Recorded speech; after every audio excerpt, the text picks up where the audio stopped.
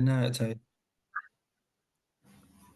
welcome everybody to the latest episode of Breaking the Silence of Conversations, where today we're joined by a person we're going to call Anita for her own protection because she still works within the NHS, so the cameras are off today. But been waiting to have a conversation with Anita for some time now, really, about her experience as an allied health professional, her career spanning the COVID era from qualifying just before and the early progression in her career being the period throughout the pandemic. So, welcome to the show, Anita.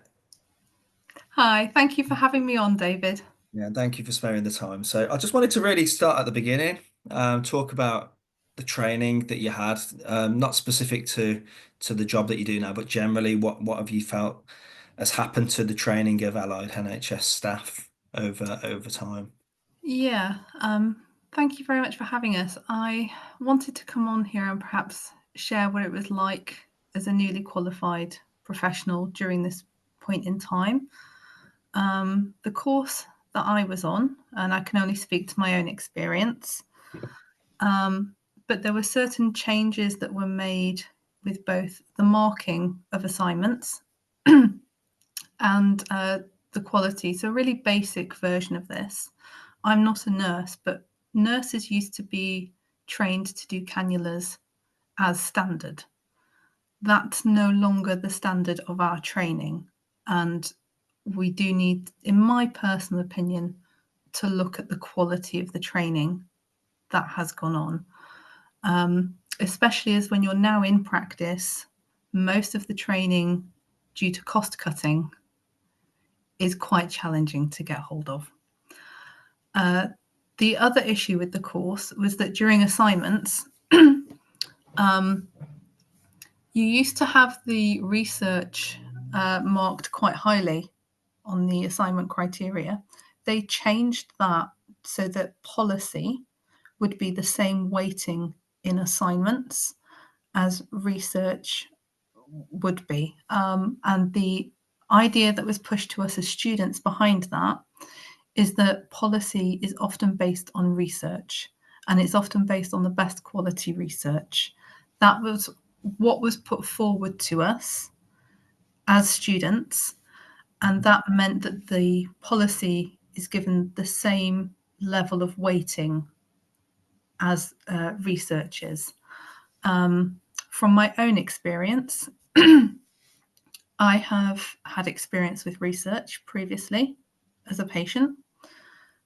So I understand the different types of research that go on, as I had to give informed consent to take place in that. So when you're looking at research, it depends on the quality, it depends on the study's design. Is it quantitative? Is it qualitative? Are there any conflicts of interest? Is there a data set that's been missed out that the researcher couldn't get hold of? There are all of these questions, and your critiquing of the research is supposed to show your critical thinking, whereas policy was just sort of put in and given the same weighting with the assumption that that critiquing had already happened and been outsourced to the policy process. So that's how our assignments were marked. So that creates a new cohort, doesn't it, of newly qualifieds then, whereby, like you say, people would assume that the critical thinking's been done for them. The quality of the research is there, a standard. And giving that weighting between policy and research sort of takes it out of the newly qualified's kind of vocabulary, if you like, or psyche to question for themselves. It can do, yes. And what would be interesting from my perspective, if there's anybody else out there that's newly qualified, whether this is just my subjective experience, because they might have been trying to do something with the course that I was on, perhaps, or whether this is something that's come from a governing body of some kind and has been implemented in multiple courses across the way. It does create a very, oh, this is the policy, this must be followed, this is the research, this is the best indication of how we can help this person. And there's a lack of critiquing of it.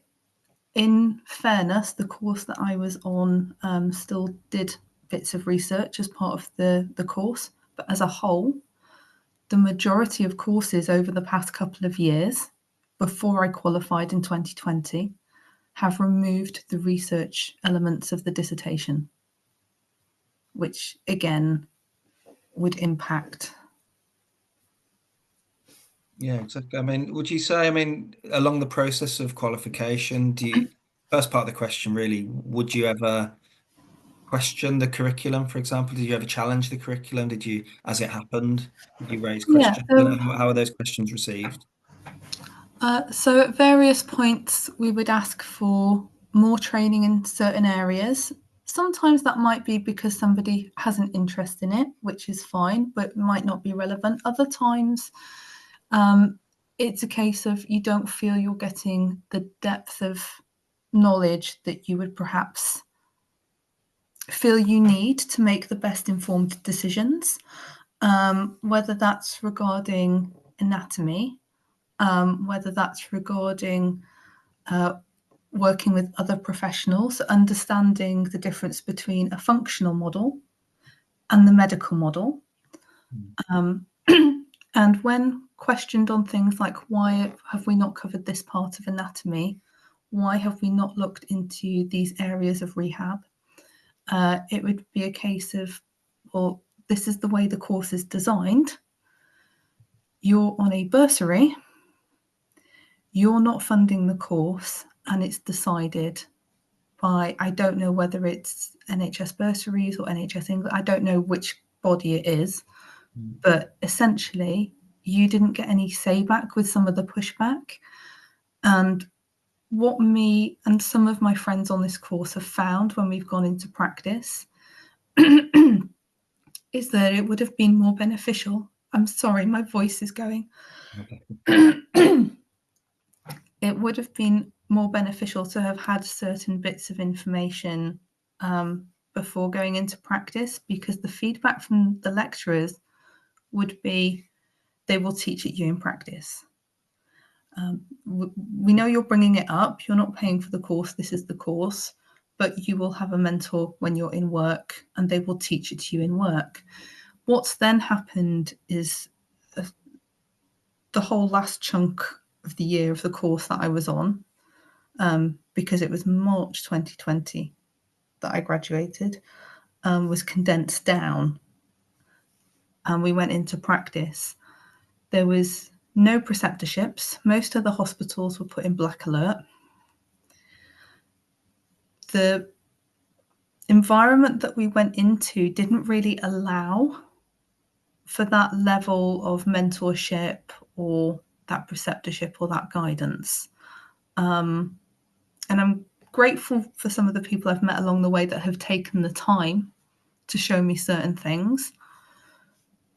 But as a whole, I do think it would be helpful to go and look at the quality of the courses that people are being trained. I'll just sidestep away from allied health for a minute. I was speaking to a chiropractor the other week who had a student. They've replaced some of the training with virtual reality. Now, I can understand virtual reality may have its place. I think it would perhaps be a fantastic idea in physics and molecular biology, so you can actually see things and interact with them. But in terms of chiropractors, and people are welcome to disagree with me, I would be a little bit more reluctant, because you physically need to know how to handle a physical body to be able to correct things. Same with whether it's physical exercises, whether it's the same with building up certain muscle in certain places, whether it's how people interact with equipment. It's knowing how you physically use something rather than just seeing it. And that does highlight some concerns for me, that these things are going in and being changed in courses before being looked at if it actually provides the same level of training. Meanwhile, some of my colleagues from India are still training using cadavers. And I would actually say the quality of training that they're getting we should be on par with Mm. that training. Again, I can only speak for my experience. I can't speak for everybody's, and I'm not suggesting that we perhaps even use cadavers, but it is very interesting when you hear how different colleagues from different areas of the world have been trained. But as you said before, the pre-record chat that we had, you'd had a very small amount of anatomy, and for the job that you do, that was Yes. inadequate, woefully inadequate. Whereas you've got colleagues from the Indian subcontinent having their own cadaver. We used to, back in the day at med school, have our own cadaver. That was phased out just during the time where I started medicine practice. But you used to go to the prosectorium and you'd have a body. For those who don't know, cadavers are somebody who's offered their body up to medical research essentially and is preserved, and you essentially strip the body down into various anatomical systems and learn your anatomy that way rather than textbook or AI. Yeah. um, in Well, the like as you said, the conversation beforehand, I think my whole anatomy was half a module to a module on a 3-year course. So how many hours was that of learning the anatomy of the body that you're going to be looking after when you qualify? Not enough, in my personal opinion. And that's the other important thing as well, is that throughout the course, my contact time, the actual time that lecturers would spend with the class and teach them, had shrunk down and down and down. So I can appreciate it that from a university and a lecturer's perspective, it's hard for them sometimes to get the scales right with the resources they have, but the contact time did keep reducing down, which is not helpful. Mm.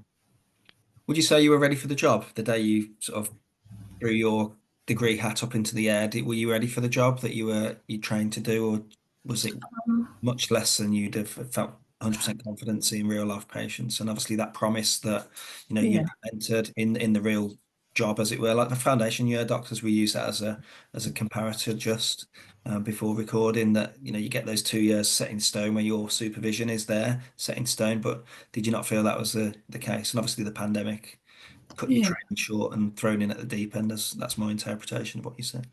absolutely. We kind of get told it's imposter syndrome.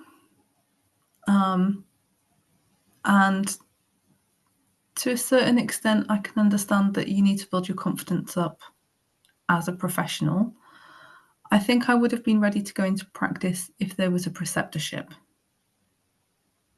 The fact that the preceptorships had all disappeared because of COVID and Black Alert and the rest of it wasn't helpful to many of the newly qualifieds that have come out in practice. And I know some of my friends have struggled as well, because part of the difficulty is you go to your manager and the response that you get is, "Why don't you know this?" Okay, that might be the case, but we didn't have training for this specific thing. Can we perhaps arrange for that training while I'm here? And nobody wants to pay for training. No, I don't know why, but nobody wants to actually fund or safeguard the time for you to be able to do the training. A really good example of this is I was working in a hospital, and part of their standard process of onboarding was certain training courses that needed to be done for various bits of equipment. And they'd cancelled the training course, assuming that the local council would still have their course. The council had cancelled their training course, assuming the hospital would have one. And they hadn't realised that there had been no training course for 2 years. It's a bizarre concept because it's like you say, during your training, you're told you're going to get it as a vocational training after you've qualified, and, Yes. and so then you're caught out there through lack of knowledge, expecting that mentorship and further training, but then they're saying we should have had it on your course, that training. So everyone's pointing to each other as to where this missing knowledge should have been taught. It is. And I don't think that's beneficial to anybody, because Mm. it's not really addressing the problem. And it could be a case of lack of confidence building, or you do need training in very specific areas. Like anything else, a doctor trains to become a consultant. That doesn't just happen when you go into practice, it's a continuous process of specialization. So there is that part to it as well, but that's what preceptorships and positions where you can work your way up the banding and have a mentor to help with that knowledge building. And what I saw with COVID is that that wasn't there. And even sometimes now you go and bring things up to management and they go, well, you've trained, you've qualified, and they are technically correct. You are qualified, you are responsible for what it is that you're supposed to know. But when things are flagged up that you don't feel confident in your own knowledge with something and you ask to go and be put on a training course or be upskilled in something that may be considered a specialty or not, some of the neurological exams, for example, to have somebody go through that with you is really quite helpful. And everyone now is so strapped for staff Mm. that it's not beneficial, in my personal opinion, to try to get people up that ladder. I don't quite know how else to put it. But it sounds like some of the junior doctors are starting to experience something similar themselves Mm. with trying to get that knowledge and that insight, especially when perhaps one of the mentors has maybe got like 8 junior doctors Mm. or even more. You can't get the same level. It's almost become like a tick boxing exercise rather than the actual input that's needed. I've sort of waffled on a bit there. Sorry. Again, that's a sort of systemic design issue, isn't it? Where everyone's flat out, and this is one of the reasons that I can ever so slightly, partially allow them a little bit of slack. The doctors who were, working as I was back in the day, you're working, seeing 40, 50 patients a day, spread thinly, looking after our allied health professionals, and you haven't got time at the end to go through the ONS data on the latest COVID statistics, are you? So you Yes. trust what you're told from the TV or from the powers that be in the government. You're not going to question that. A bit like the training, you mentioned the shift in the training. It's gone from research to policy, and in doing so, you then accept that you're not going to be microscoping that research as much because it's policy. After all, why would you Yeah. go Well, to that if you're point? told that it has the same backing as research, Mm. and like you said, you're so flat out, you have emails that come in from various managing departments. This information updated here. This is the new pathway that we have. This is the policy that's in place. Meanwhile, you have 7 different wards that you're covering as a professional with bed blocking and everything else going on. Mm. It does make it a challenge to go and look into that stuff for yourself. I would add to that as well that it's not so easy to get hold of some of the information either, because you need time away from clinical Mm.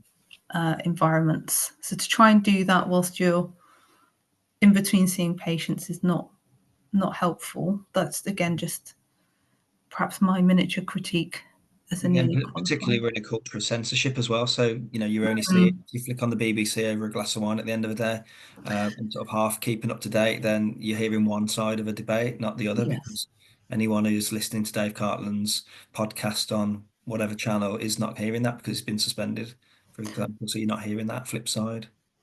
Yes, no, absolutely. Well, I mean, I've worked as a locum in a few different places, and I've worked as a steady staff member, properly employed in a couple of places as well.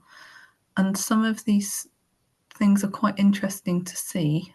From again, I can just speak to my experience, but I would be interested if there are other newly qualifieds out there that have had this as well.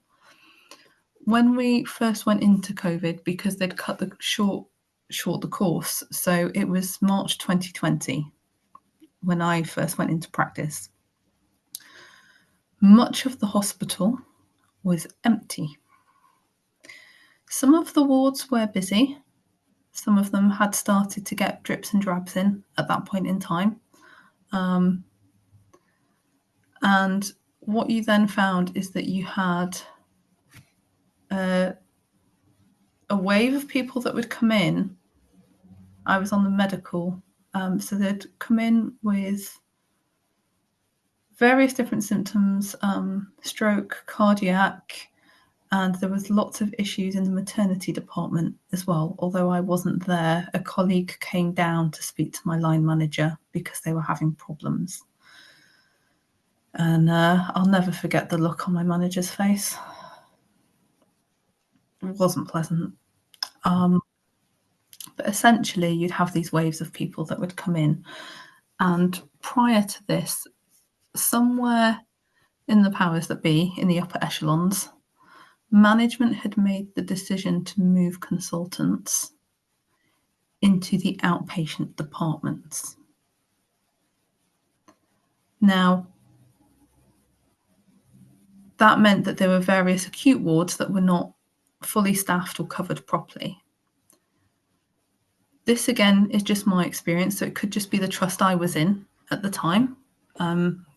But again, be interesting to hear of other people. And what they then did is put all of the newly qualifieds in most of the high risk areas, and they did put them in with a couple of staff members that were more experienced, but that experience was usually a couple of years, rather than perhaps 20 or 30, which you might get with a consultant that's been a bit more experienced. And I think that needs some reflection on some of the decisions that have been made by upper management.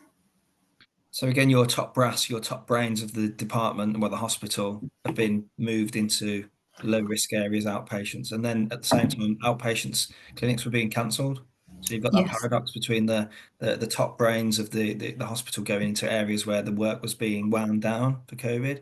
Meanwhile, as you were saying, newly qualified, with rush training at the end, were put onto the high risk wards with scanty supervision to sink or swim by the sounds of it. Yes, that's a good way of describing it. And I think a lot of very well-meaning people were stuck in various positions where they didn't quite understand how to go about looking for information. Bear in mind, you're new to all of the computer systems, everything else. You're not familiar with any of the pathways, the processes, because you're not just new to that area, you're newly qualified. And yeah, I do think it's worth reflecting on that, because my take is that people perhaps became very reliant on policy to try and well-meaningly help people. I don't quite know how else to put it, just from a lack of experience, and you're looking for something to kind of guide you as to what pathway to go and follow or how to process something. The IT systems in the NHS are horrific. No one kind of realizes that most trusts have their own independent IT system. They don't speak to each other. Same with GP surgeries sometimes. And that means that professionals working in these environments are not always given access to the information that they need because they physically can't see it on the computer system. And this is exactly the case with what's happened here. I realised in one of the hospitals that I was working at, when going through case notes, and this was when one of the waves of people that would come in, and doctors had started to go and ask patients for their jab status, if they'd been vaccinated or not, because we couldn't see it on the computer system. So you're having waves of people come in that are really unwell, really symptomatic, having clots, strokes, cardiac issues, or generally unwell, fatigued in the extreme. And I don't know what happened to that data because they were able to track it in various other ways. But on the hospital ward, again, this could just be an error on the ward I was on. So we'd need other people to see if it's a commonality. but there was no access to the data of who had the vaccine Mm. and who didn't. So people would come in, then it would be, oh, it's COVID, Mm. because you'd have a test. And doctors very well meaningly would be advocating, because they can't see a Mm. correlation in what's happening because they don't have access to the data. Mm. And it got to the point where going and asking patients, and patients were very nervous of saying. And I can understand why. Mm. You know, watching people's behavior during that time is one of the most concerning things I think I've ever seen in my life. Mm. You know, I personally have not gone and taken the injection for my own reason. And the behavior of staff towards colleagues and patients who decided to exercise their bodily autonomy, they might have thought that they had natural immunity, whatever it was really disturbing to see. And And in it a was, way, like a visceral kind of angry response or shunning or a bit of both. yes, it was a little bit of the attitude, well, they've not helped themselves, Mm. which should not really matter. People go and ride on a skateboard and break their leg. We're there to help them. It doesn't really matter what the cause of it is. Our job as healthcare professionals is to help people overcome the challenges that they have, Mm. or health problems as such. So that was my experience in one of the hospitals. Then in another hospital that I was in, it was like being surrounded by Pavlov and Skinner, the two psychologists.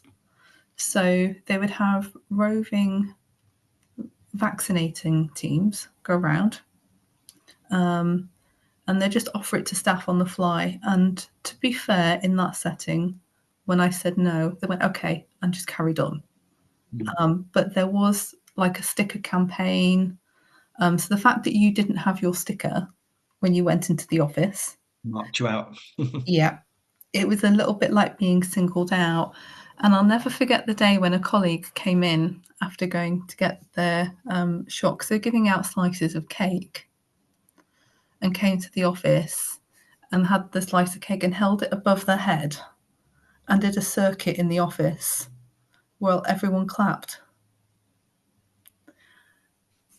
Yeah, some strange antics, wasn't there, from TikTok dancing down to these kind of initiation into the vaccinated cohort. And like you say, everyone's then questioning themselves because of groupthink at that point, because consensus opinion was safe and effective. The publicity around celebrities and medics being, chastised for not having it. You're a granny killer. You're selfish. You don't care for your patients. I remember Sajid Jabhead, as I call him, saying, this NHS 100K need to be, getting jabbed for their patients, but we can't spare the 100,000 doctors, unfortunately. And You so know they what? reversed the mandate at the very, very end, whereas lots of people I know who took that jab reluctantly did it Yeah. because that sacking was coming, and they didn't mess around with the carers, did they? They No. followed it through and sacked thousands and thousands of carers that are still to this day out of care because they won't take a jab that doesn't work, is dangerous, and doesn't stop transmission in the first place. So very It's odd. really disturbing. It really is very disturbing to see because, like I mentioned, I've got personal experience of research. I was in clinical trials as a patient when I was younger. So there's a process of informed consent.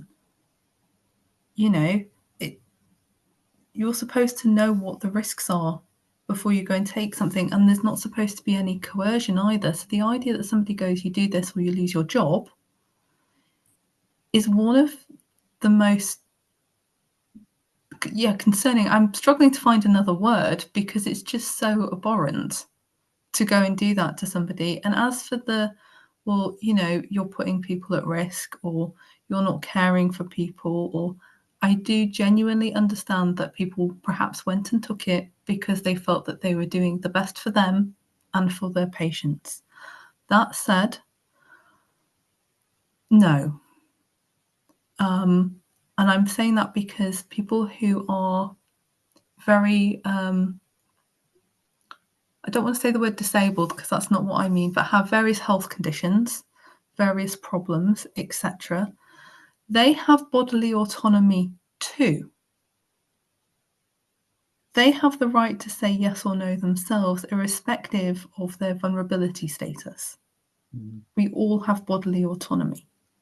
So to try and use that as some kind of cudgel to say you're a bad person is not appropriate at all. And something that's crossed my mind once or twice, and I don't know if I'm right or wrong. In clinical trials, you have a placebo group, and the quality of the participants in the trial, usually they have that one condition. It's very narrow field of criteria. So they can't have comorbidities because it would skew the data. Mm. Now, these haven't been through stage 3 clinical trials. So what would happen if you give them to individuals who have various health conditions of all shapes, forms, and sizes, and something then occurs as a side effect? Will it be the injection that's blamed, or will it be the pre-existing condition? Mm. I could be right or wrong with that, but I found that concerning that we're using something that experimental Mm. on highly vulnerable people. And this And is not rocket science. I mean, you've talked and covered a lot of ground there in the last couple of minutes about informed consent. You know, it's Mhm. coercion disqualifies informed consent.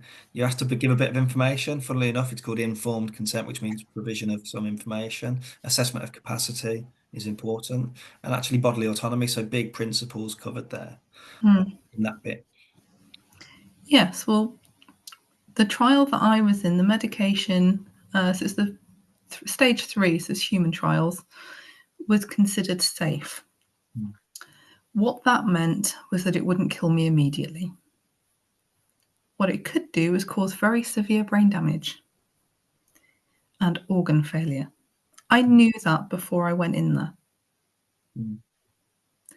There's a different level of criteria when you're dealing with things that are experimental Mm. and of a trial capacity. It's it's disingenuous to not share that difference with people. You look back and you see that Pfizer, obviously, firstly, they've got their indemnity from prosecution, just to name one of the companies, the indemnity from prosecution. You don't have to dig very far into their data. Firstly, they tried to hide it for 75 years until it was released, you know, in dribs and drabs to the public. I mean, I don't know a doctor Yeah. who's pro-vaccine that knows about the clinical trial data from Pfizer.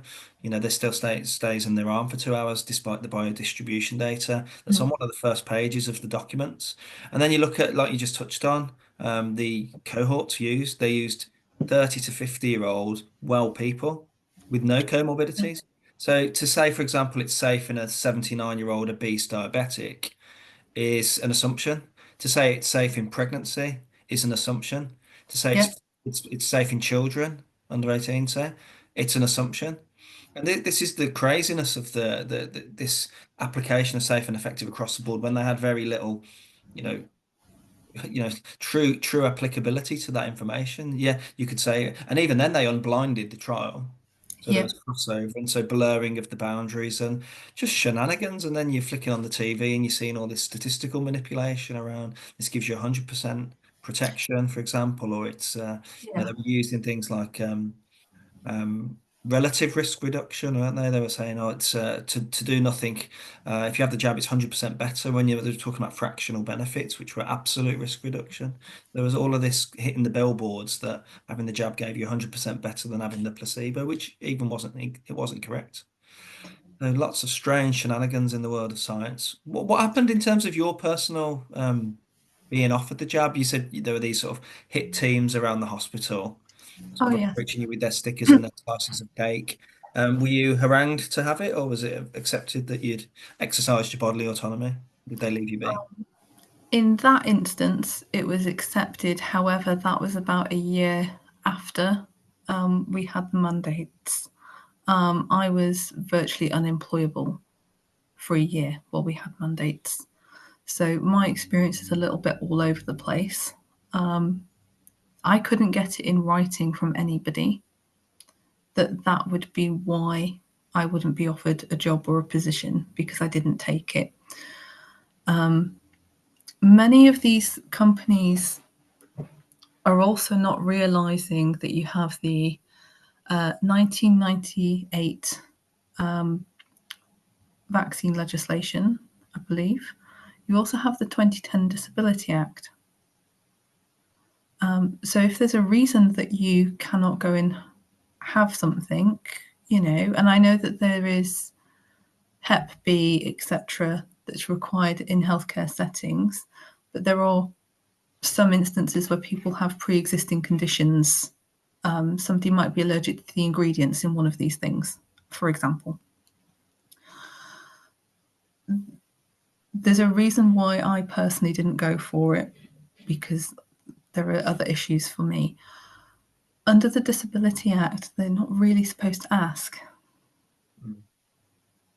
And this is the difference between guidance and legislation. Mm-hmm. And by issuing guidance, a little bit like we discussed earlier with policy and research, the wording has become so lax on some of the legislation that it leaves it open to interpretation.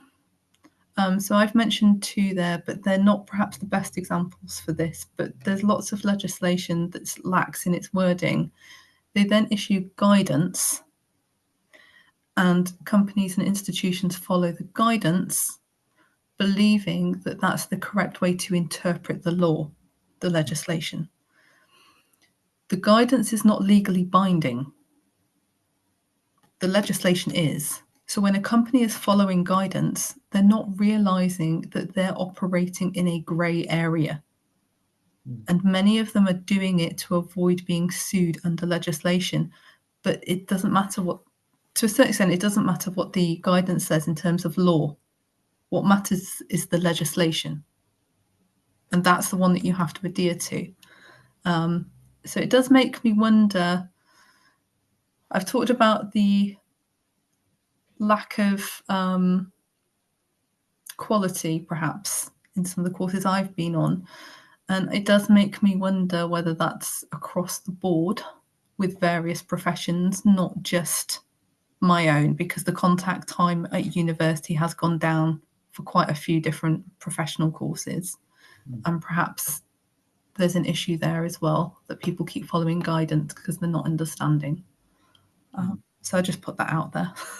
No, it's true. I've been saying for a long time, guidance is guidance and law is law, and they're very different, very distinct. So, my job's full of policy and guidance and legislature, but you have to separate them out. So there was guidances. I don't want to get myself into too much trouble about exempting people from vaccine exemptions. And one of the cases against me at the GMC was I helped a very small number of people in very extreme circumstances and wrote my own standalone opinion. Yeah. Guidance, I'm not aware of any guidance that said I couldn't do that, let alone any legislature, but it's still being held against me by the GMC that I've helped these 5 or 6 different people pro bono, free. But that doesn't matter. But again, that separates out, what law have I broke here? Just bringing it to a sort of personal situation. But Yeah. taking it back to your experience of COVID, you touched on it earlier. What were the hospitals really like? I know you mentioned there were wards that were starting to get waves of people coming in. Were Yeah. they people that had respiratory symptoms and coughing and spluttering, or were you seeing patients that were in hospital for a different reason, being labelled as Yeah. COVID patients? So I was on a medical ward. Um, I wasn't on a COVID ward, so I don't know what those were like. But where I was, it was quite quiet when I first went out into practice. I think everybody had been absolutely terrified about setting foot in hospitals because the idea was that we were all going to get COVID and die if you go into a hospital, so stay away from the hospitals. And people did, but it meant that they came in later on when things were really not good for them. We saw blood clots, cardiac issues, generally unwellness, psychosis, stroke. There wasn't so much respiratory that I saw on the ward that I was on. We did also, as I said previously, the manager, the matron from maternity came down and spoke to my manager because the level of miscarriages was so significant. Normally, they would have one perhaps every 3 months. They were having multiple miscarriages per day. And is this in the COVID era or the post-jab era?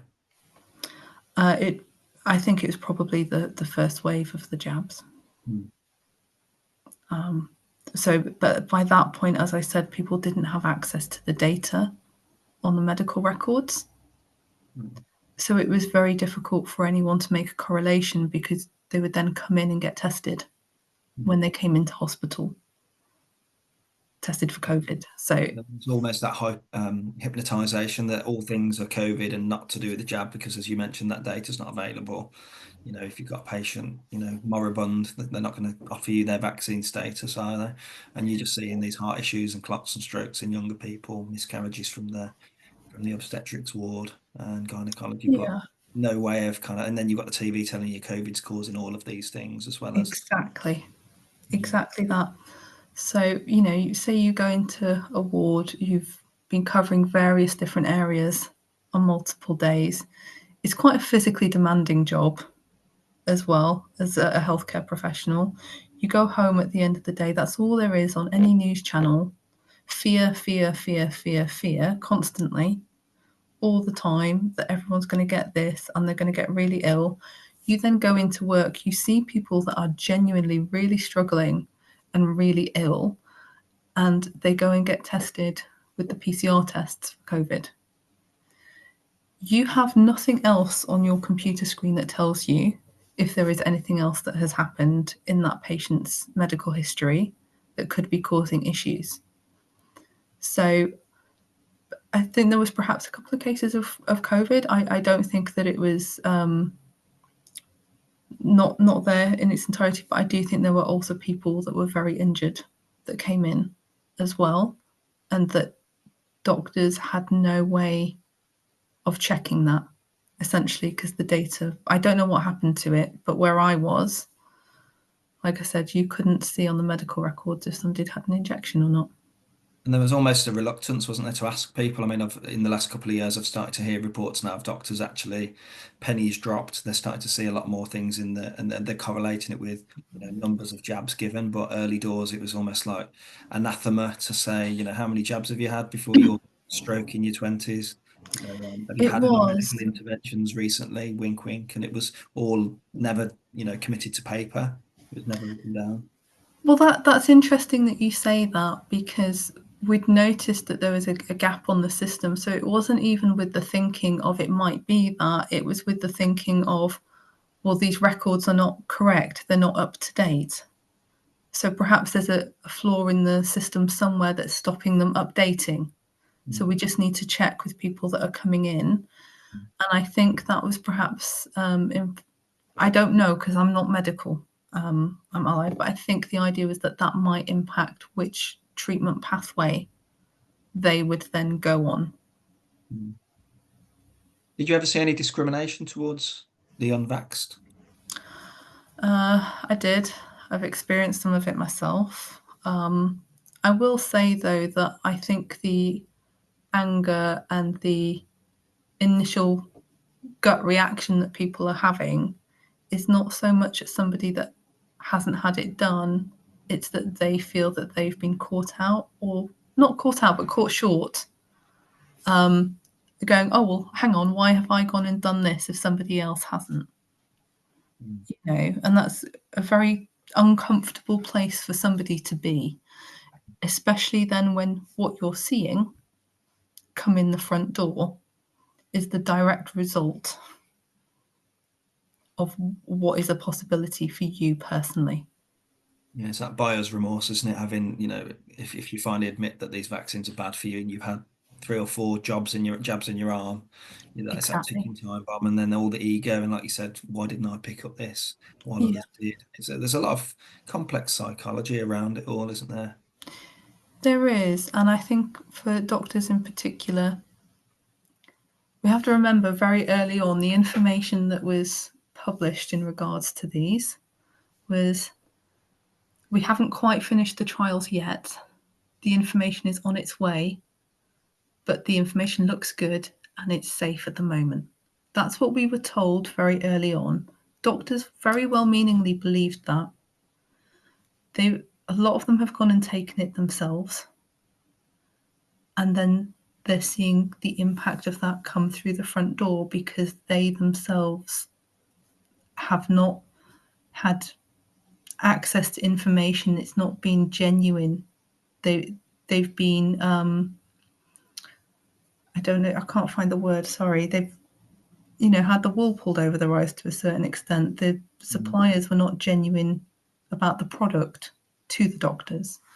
So they've then gone and had that themselves. You then have waves of people coming in that are seriously unwell, and you still don't have access to data at that point in time. So when they're testing, doing the PCR tests, etc., then psychologically speaking, you're going to go that, and it also explains why they advocated for it to such an extent as well, because the data that would have made the correlation was withheld from them. mm, So it's not from a case of being disingenuous, it's a case of not having access to information. mm, And I do find that concerning that that wasn't shared. And I feel for them. mm, I do think that the human body, though, is absolutely amazing at healing itself. As difficult as what has happened is, I think the best thing anyone can do is just look after their own body as best as they can. And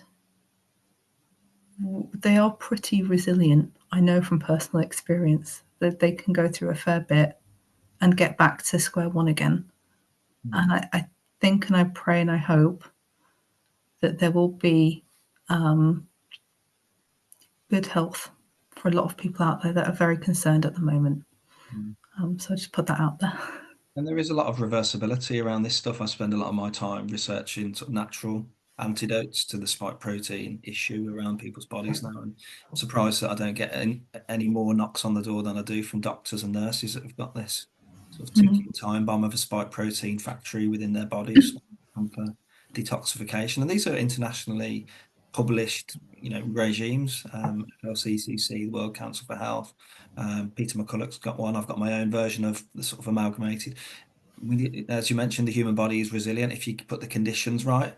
Yes. So and lots of these things are natural, lots of these things are supplementary, dietary, and you heal yourself and you go into sort of autophagy and detox, and it doesn't bring any pharmaceutical profits, unfortunately for them, but people are getting better from it. So I would advise anyone that's watching this that has been harmed or knows anyone that's been harmed to sort of reach out to any of those organisations just mentioned, or myself, and Yeah. look at the ways of healing yourself from this. Absolutely. I mean, all the all the body really needs is the right tools. It essentially heals itself. It just needs the tools to be able to do that.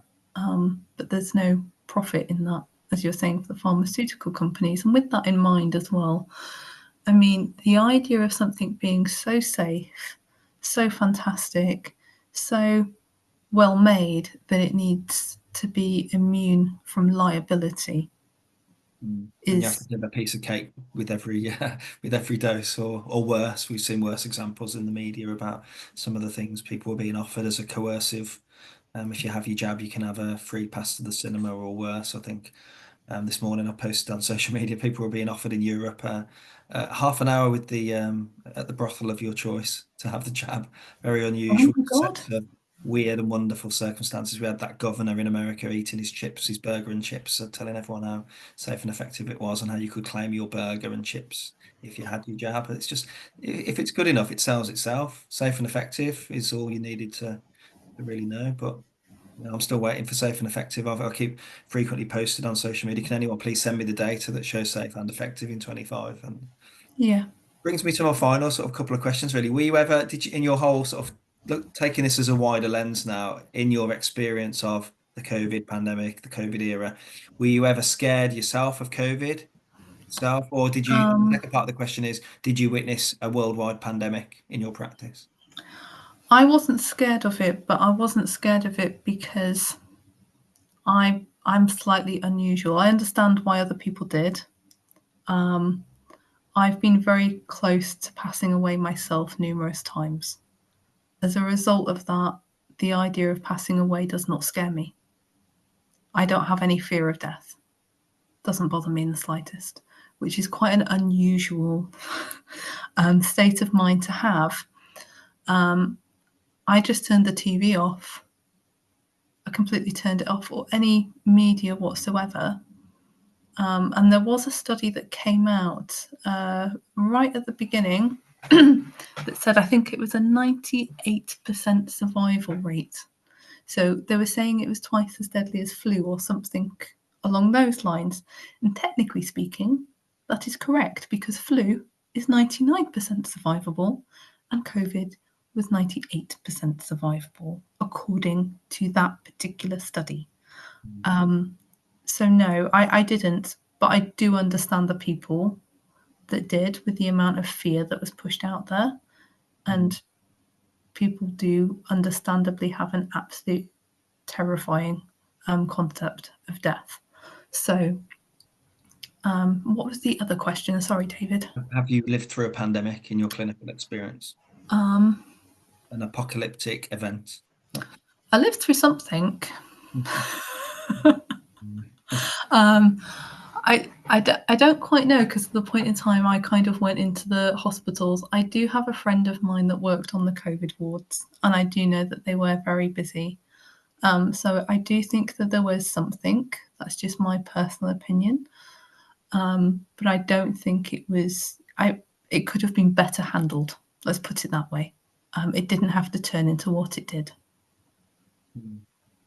Absolutely, no. And what's left for me is to say thank you, Anita. Thank you for joining me today, and sharing your experience of the crazy last few years, and really appreciate your time. You're very welcome. Thank you for everything you're doing. I mean, they've absolutely hounded you. I'm used to it now. It's like a daily acceptance of my fate.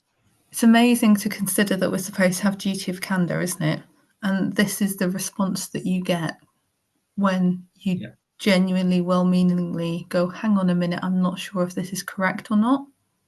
Yeah, I keep having to remind the GMC really that my position is in keeping with their own guidance on good medical practice, informed consent, confidentiality, and the duty of candor is something that keeps cropping up. We're always taught if you make a mistake or, on reflection, you could have done things better or more efficiently or safely, then you put your hands up, all for the sake of confidence in the profession. Meanwhile, anyone who has done that has been thrust in front of the GMC for exactly that, bringing the profession into disrepute and affecting public confidence in the profession. What would you say as a sort of final point, Anita? What would you say if you were in a room full of doctors that were, let's say, they've got their head in the sand about the vaccine and the sharp upticks they saw? What do you think the factors are involved in that? Why are they still silent in sort of spring 25? And what would you do to give them a prod to stand Uh, up? I think there's a psychological barrier. I think many are absolutely terrified and would rather not know because they then have to face their own mortality after what's happened. And that's quite a big ask for people. If it was a case of making people more aware of what's happened, I would personally start with reassurance. Like I said to you, the human body is quite amazing at healing itself, given the right conditions to do so. So, yes, these are concerning things that we're seeing. These are risks that we're seeing. We have work to do. Can we move forward and start looking at solutions for people? Mm. And perhaps there will be a way through it that then is not so scary for some of those doctors to come to terms with. Mm. It's a difficult one because again, if you've got doctors that are not willing to make that step, I mean, I've sent an email out to pretty much every surgery in the Cornwall area to say, look, I'm making progress here with vaccine injuries and helping people reverse their symptoms. I'm willing to come and give a slide presentation to any surgery free of charge in my own time to these surgeries, but they're not. No one's took up my offer. Yeah. It's again, and then you hear about the vaccine injuries and people being gaslit. So there's a level of kind of staying away and keeping your head down and hoping it goes away. But there's a lot of reports that I hear that are more concerning, that people are actively gaslit, actively, Oh, yes. or that their vaccine injuries are mental health or functional in nature. That's something I can't understand with the medical profession, who as you graduate, you pledge an oath to do no harm. Yes. Um, No, I agree with you. And I've faced a situation, as you know, for acknowledging that somebody had been informed that they had been injured. It's management need to do better. Let's put it that way. What's happening at the moment is it's made very challenging for medical professionals to acknowledge what's happened, not just psychologically, as I mentioned, but practically, as you've seen yourself with what's happened with you, with the regulator, etc. And a lot of it is quite vindictive behaviour by upper management. And I do hope that perhaps someone out there will go and reflect and perhaps learn from that. There is an interesting case moving forward. In one of the NHS trusts, I've seen criminal negligence charges laid at management, which has not happened for quite some time. Usually somebody gets thrown under the bus. So it must have been quite dire for that to happen. But it's an interesting situation that I'm keeping an eye on. And there's another trust as well where there was an individual working there who previously worked as a detective, and he's trying to raise some concerns. He is upper management, and he's trying to raise concerns himself and finding the whole process completely obstructive. And I think this goes across the board. So even when you get somebody in one of those positions that is willing to take this on board, put new ideas forward, etc., they're then facing challenges themselves because of how the system, as you said, it's non-functional at this point. A couple of years ago, I think it was around 2010, they changed the internal structure of the NHS. So management almost became a separate structure in and of itself. It was flattened out. And since then, it needed to change, but I don't necessarily think that the solution to it was perhaps the best one at the time either, because it makes it genuinely challenging for you to raise concerns to the right area that you need to go and notify them of. The other thing as well is much of the public at the moment do not realise how much of the NHS is subcontracted. Everyone is panicking that the NHS will no longer be a public service. It has been subcontracted into private companies quite significantly for quite some time. Not all of it, but I do think for the public to be aware of what's happening with the contracting processes. As I mentioned, those roving teams of vaccinators, it wouldn't surprise me if that was a contracted service that had gone out. You know, care packages are contracted services that are going out. Sometimes even rehab services are contracted. Most of the hospitals that I've seen now are functioning off agency staff. I think it'd be eye-opening for people, especially when you see the vast sums of money that perhaps you could run a service a lot better, a lot more functional. And that's just my 2 cents on it. But it was done in a way that the public weren't really made aware of. that that was happening, and it's the exact same business model as the trains, where you have National Rail, it's publicly owned. If ever there's a problem, it's public money that goes in to fix it. But the train lines themselves are contracted out to service providers, Mm. and the carriages are owned by service providers. So any profit they make from the journey, they keep. Mm.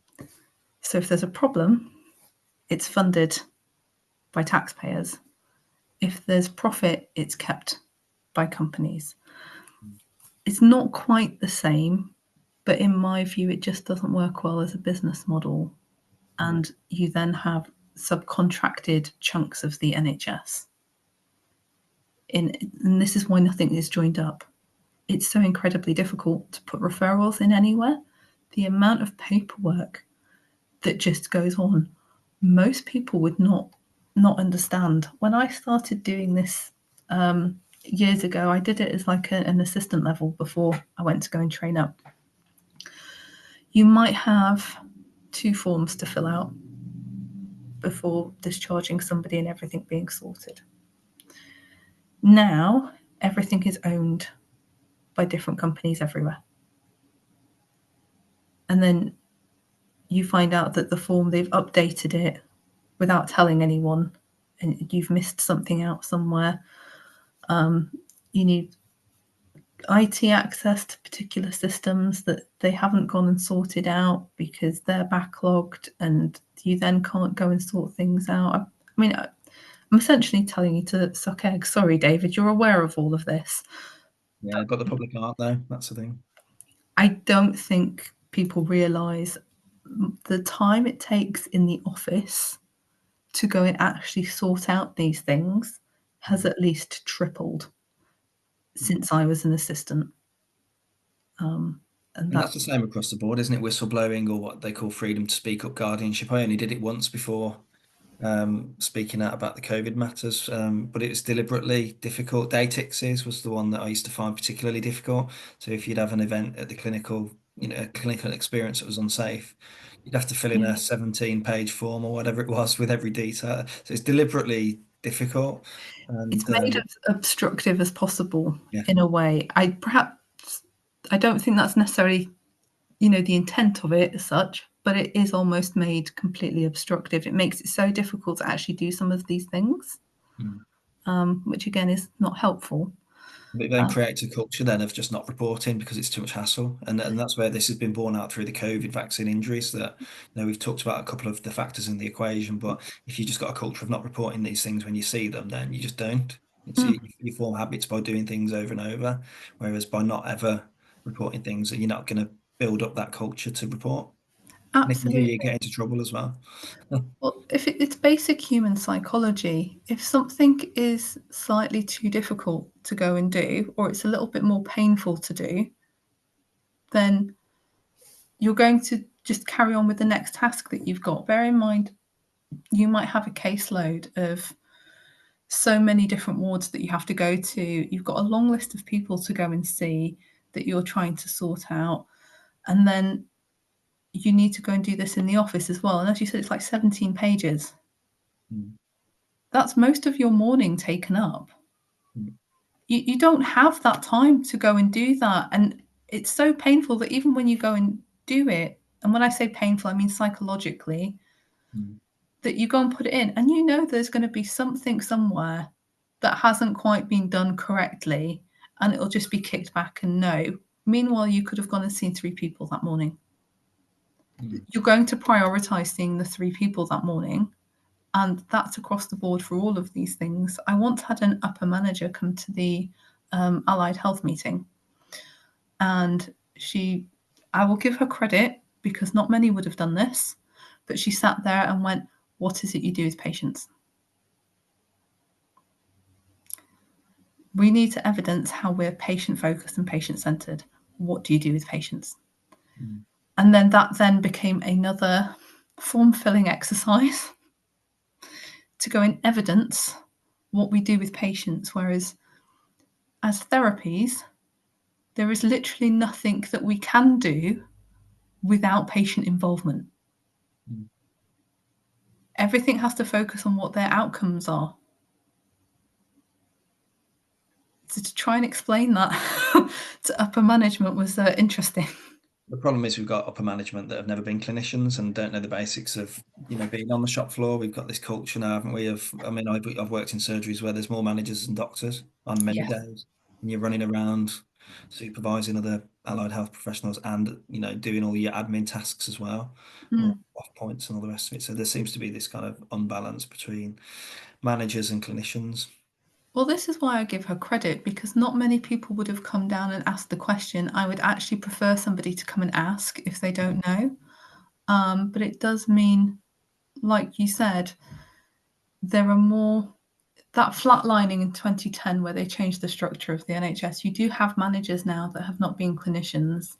And that makes it hard when you turn round to somebody and go, this person needs this for this reason, this reason, this reason. And by doing that, we're going to avoid this. And they're looking at their policies and procedures and going, it doesn't fit the criteria. Mm. Okay, well, it might not fit the criteria because we're not at that stage yet. We're trying to avoid that by getting in early. Mm. Come back in 2 weeks. So it's like you have to wait for somebody to get to the point where they then hit the criteria Mm. for them to understand, because all they're doing is managing processes. They don't quite understand the clinical reasoning in some areas. Not everyone, but some of them, especially where they've come from management experience rather than clinician experience. And the best managers that I have all been clinicians that have worked their way up. And it means that I can then go and ask somebody and go, I've got this patient who has these medical problems. I'm looking at these things over here that might help. What's your opinion on that? Can I just double check my reasoning with you? Mm. And that was the other problem with going into practice. As you said, a lot of managers don't have that experience. So going on to those wards where preceptorships are not in place, you've got doctors maybe with 3-4 years worth of experience going in there. And then you have management on top of that that are not clinicians. And just having that check-in of going, can I just double check this with you, especially if it's a complex, Mm. it makes all the difference in the world. And I'm very grateful to one of the managers that took the time to go through those things with me. Mm. There are good ones amongst them. They are, they're very, I think it's been made difficult for them to actually get into management positions with the way the structure works. Because there was a period of time where they preferred somebody with management experience over clinical experience. Mm. And we're kind of reaping the seeds of that now, unfortunately. Mm. But yeah, there's one very good one that I've had. The other couple of places I've been in have been exceptionally challenging. Yeah, the NHS has changed. That's one thing's for sure. Both pre and post COVID, hasn't it? We're dealing with a different beast now, and yeah, I'm glad I'm out of it. Put it that way. I won't be going back, even if I do keep my license. But on that note, I think we shall draw things to a close. Anita, thank you so much for your time, as I said before, and your insight into all things NHS, and keep up all the good work that you're doing. Thank you. We'll try. And I would like to put out there perhaps for management to reflect on some of these points, because they may not be aware of some of them either. So if somebody hears this, just as a newly qualified professional, I think it's worth reflecting, especially as staff retention is now at an all-time low. Mm. They can't keep staff, and perhaps there's a reason for that. So I'll just leave it there. Reflect, reflect, reflect. That's a word they use on us, isn't it? We have to reflect and show insight. Well, we've just thrown the gauntlet down to management. So, on that note, Anita, thank you and enjoy the rest of your day. Thank you.